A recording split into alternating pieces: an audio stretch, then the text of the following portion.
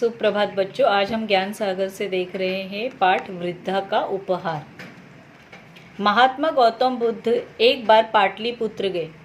उनके शुभागमन का समाचार पाटलिपुत्र के निवासियों तक पहुंचा तो वे बहुत प्रसन्न हुए। सभी का हृदय उनके दर्शन के लिए व्याकुल हो उठा, आतुर हो उठा। महाराज बिंबिसार ने बुद्ध को महल में बुलाने के लिए दूतों को भेजा, परंतु वे रहने के लिए महल में नहीं गए, बल्कि वन में एक वृक्ष की छाया में बैठ गए, जिससे साधारण जनता भी उनसे मिल सके। तो महात्मा बुद्ध जब एक बार पाटलिपुत्र गए थे तो वहाँ के राजा बिंबिसार को लगा कि बुद्ध जो है, महात्मा बुद्ध, गौतम बुद्ध है, मेरे महल में आके रहे, लेकिन उन्होंने इनकार कर दिया क्योंकि वे नहीं चाहते थे कि साधारण जनता मुझसे दूर रहे, वो साधारण जनता से मिलने में कोई दिक्कत ना आए। इसीलिए वे एक वृक्ष के नीचे बैठ गए ताकि लोग बिना खौफ भी दिक्कत उन्हें वहाँ आकर मिल सके। जिसे भी बुद्ध के आगमन का समाचार मिला वह उनके दर्शन के लिए आगे आने लगा और अपने साथ अपनी आर्थिक स्थिति के अनुसार उपहार भी लाने लगा। बुद्ध ने किसी के भी उपहार को अपने हाथों से ग्रहण नहीं किया। लोगों ने अपने अपने उपहारों को वही एक स्थान पर छोड़ दिया। राजा बिंबिसार महात्मा बुद्ध से मिलने वन आए। वे अपने साथ बहुमूल्य हीरे, मोती और रत्न ले आए। अब वो राजा थे तो उसी हिसाब से उपहार भी लेके आए। बुद्ध के दर्शनों के बाद बिंबिसार ने अपने उपहार उन्हें भेंट किए। बुद्ध ने उन्हें भी हाथ नहीं लगाया। बिंबिसार ने अपने उपहार बुद्ध के निकट वही रख दिए। उसी समय, जिस समय राजा बिंबिसार गौतम बुद्ध से मिलने आए थे इतने कीमती उपहार लेके, उसी समय एक 70-80 वर्ष की वृद्धा लाठी टेकती टेकती वहां पहुंची। उससे ठीक से चला भी नहीं जा रहा था। वह महात्मा बुद्ध को प्रणाम करते हुए वह बोली, भगवान, आपके आने का समाचार मुझे अभी अभी प्राप्त हुआ है। उस समय मैं यह अनार खा रही थी। मेरे पास इस अनार के सिवाय आपको भेंट करने के लिए कुछ भी नहीं है। मैं इस अध खाए अनार को, मतलब वो खा रही थी ना, जब उन्हें यह खबर मिली कि भगवान बुद्ध आए हुए हैं, उस समय वो उस अनार को खा रही थी, इसलिए वो अध खाया अनार था, आधा खाया हुआ। और वही वो उपहार के रूप में भगवान बुद्ध को देने के लिए ले आई थी, क्योंकि उसके पास उस अनार के सिवाय और कुछ भी नहीं था।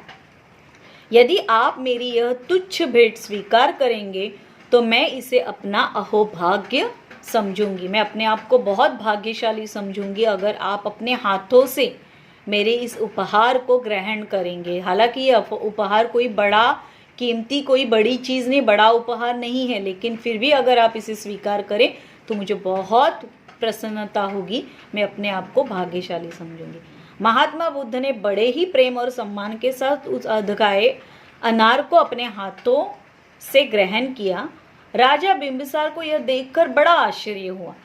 उन्होंने बुद्ध से कहा, भगवान क्षमा करें, हम सब ने आपको इतने बड़े बड़े कीमती तोहफे दिए, लेकिन आपने किसी की भी तोहफे को हाथ नहीं लगाया। हालांकि सभी बड़े कीमती हैं, लेकिन आपने इस वृद्ध द्वारा दिए हुए झूठे अनार को अपने हाथों से ग्रहण किया, ऐसा क्यों? यह सुनकर महात्मा बुद्ध मुस्कुराकर बोले, राजन, आप सबने अवश्य ही बहुत बहुमूल्य अमूल्य उपहार दिए हैं, किंतु यह सब आपकी संपत्ति का मात्र 10वां हिस्सा है।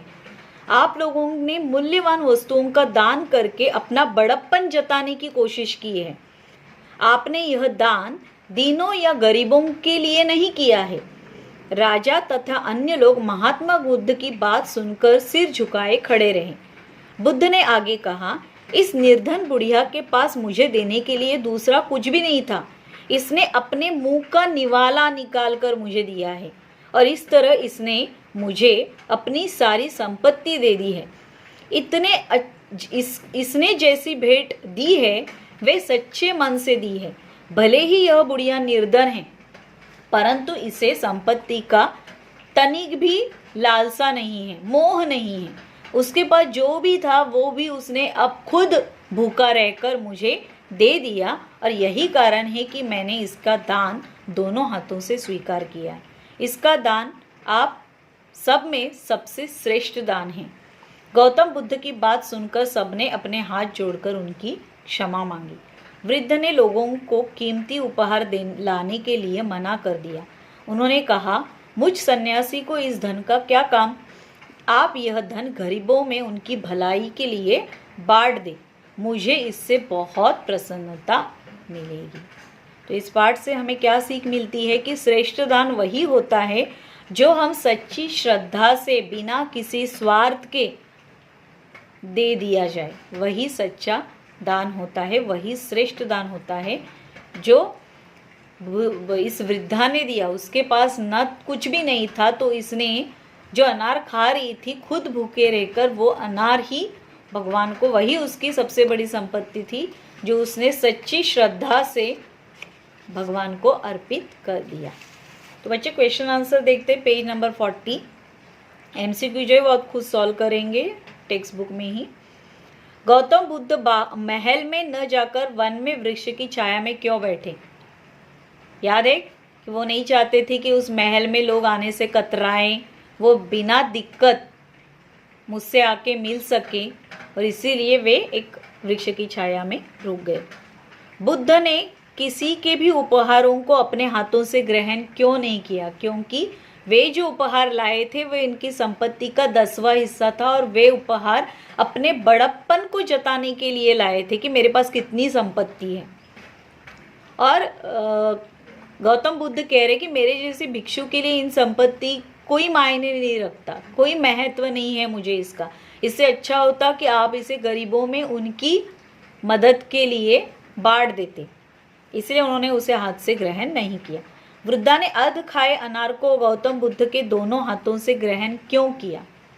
वृद्धा के अर्ध खाए अनार को क्यों ग्रहण किया? मैंने अभी एक्सप्लेन किया ना कि वो उसके पास कोई संपत्ति नहीं थी।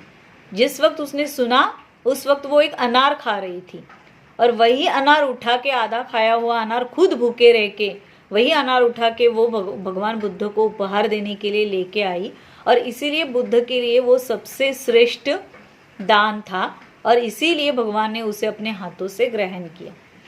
इस पाठ से हमें क्या शिक्षा मिलती है बच्चों?